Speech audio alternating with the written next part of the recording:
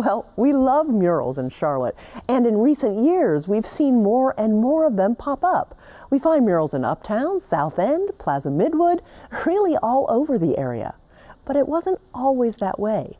About 5 years ago, two artists got together, and their work really strengthened the mural community. Carolina Impact's Suzette Rhee and producer Russ Hunsinger have that story.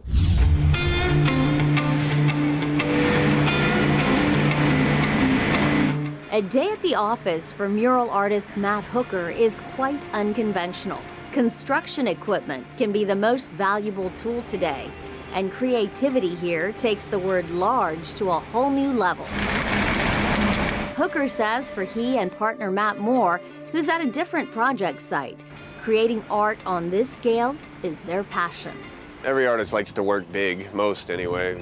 They want to work big.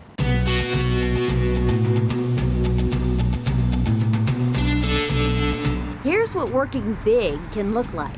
Hooker and Moore's massive project on the side of a 4-story parking deck, taking a drab eyesore wall to an iconic marker in the neighborhood.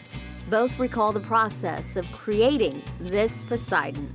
This one, more so than usual, took a ton of sketches. There's so many different versions that he and I put back and forth, back and forth, back and forth, before we finally landed on this one. Two sides that kind of had something half cooked, kind of glitched, you know, ended up making the solidified version in the middle. You do a big public mural that's 4 stories tall in a nice location, and you've got 20,000 people that see it every day. In my mind, that's a no-brainer why you should do murals. These two artists teamed up when murals were relatively new and rare in Charlotte. It's just the perfect storm of we knew people that were opening businesses that wanted pieces, and we were psyched to do them and kind of got the ball rolling for us. And as the saying goes, the teamwork makes the dream work. We'll throw a bunch of ideas out to each other, and there's usually always a moment where we'll kind of put our hands in the air, we both do that face, it's like, yeah, we should do this, and we'll both go, oh, right?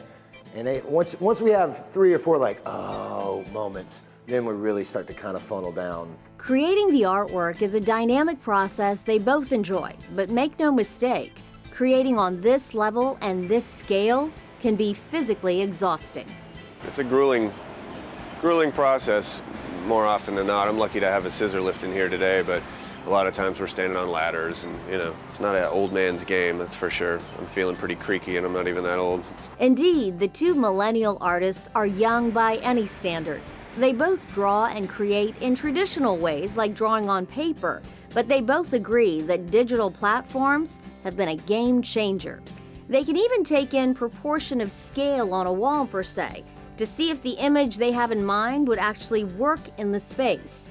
Digital creation also allows overlays of non-traditional images that can go together to make an impact. While they've both worked on dozens of projects over the years, both artists agree, if they had to pick one favorite. This one, it still stands out to me. It's still got a place, place in my heart. The shine hasn't dulled yet, it's the thrill is not gone on this one. I still dig it quite a bit. Hooker and Moore are in demand and stay busy. Charlotte is an ever-growing market for their style of art, and the two have no plans to slow down. In fact, they want to do bigger, go higher. Their next project will be on a building that's 1/4 mile long. These two veteran muralists feel they have found their pathways in life. Art is taking nothing and making something, right? But moreover, good art is art that makes you feel something, right? If there's anything I want people to get out of what I do, it's that anything's possible. Indeed, Hooker and Moore have shown what is possible in Charlotte. They've introduced many of us to art on this scale, to reach people in their day-to-day lives, as only murals can.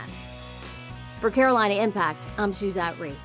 Thanks so much, Suzette. So the latest one the two Matts are working on, the one that's 1/4 mile long, is at Camp North End on Statesville Avenue. It should be done sometime in May, weather permitting, of course.